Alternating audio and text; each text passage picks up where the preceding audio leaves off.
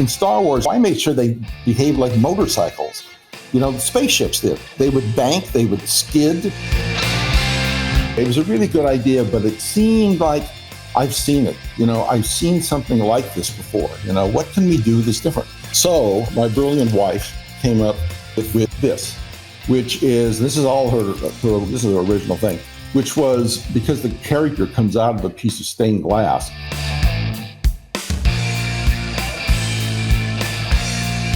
Here, we've got a tool where we can actually just grab points on the face, and as you move those points into the expression that you want, the network figures out what all the adjacent muscles and shapes should be doing and gives you something that's plausible.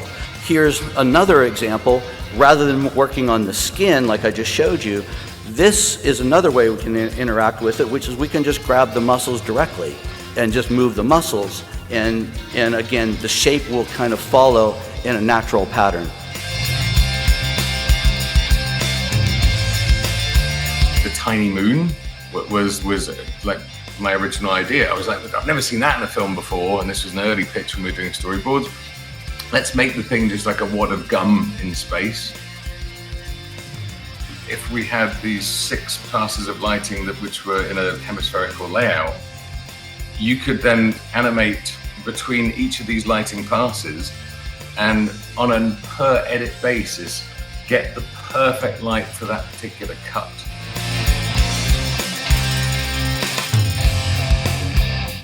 One of the keys about managing large teams is to recognize that everybody is coming to things with their own biases and perspective.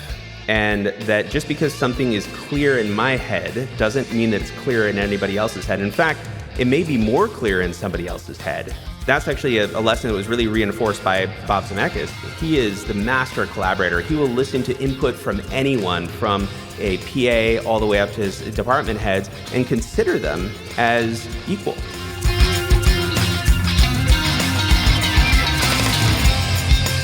Essentially what this is a set of features that allows you to shape the outcomes. What the in-world platform is allowing you to do is to really shape out how the character will behave in different situations.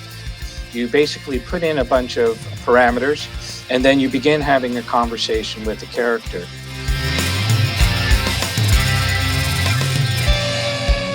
We were still working out Davy Jones' tentacle beard, and there was a sim where it just freaked out. It just went crazy. The tentacles were like, blah! I got John's motion control rig, his Moto model of the motion control rig, brought it into Maya, rigged it up, had a digital Razor Crest in there to at the right scale to the model, and started experimenting and designing shots by animating the motion control rig.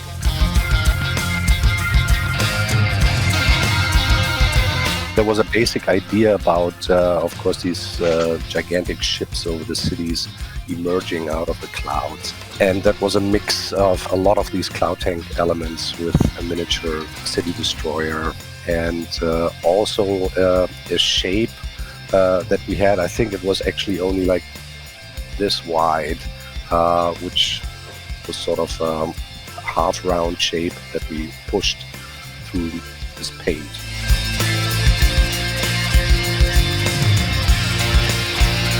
Stagecraft actually encompasses the entire breadth of our virtual production tools at ILM. Everything from motion capture to camera tracking, even some of our scanning tools and all the things we do to bring the real world in. This is what a typical set might look like. What we've done here is just turned off the LEDs on the back, and you can see that the top is just set to a basic color, so you can see what's built practically.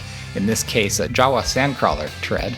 Once we turn on the digital environment and power up the LEDs and carefully calibrate all the colors, you can see that it's almost seamless.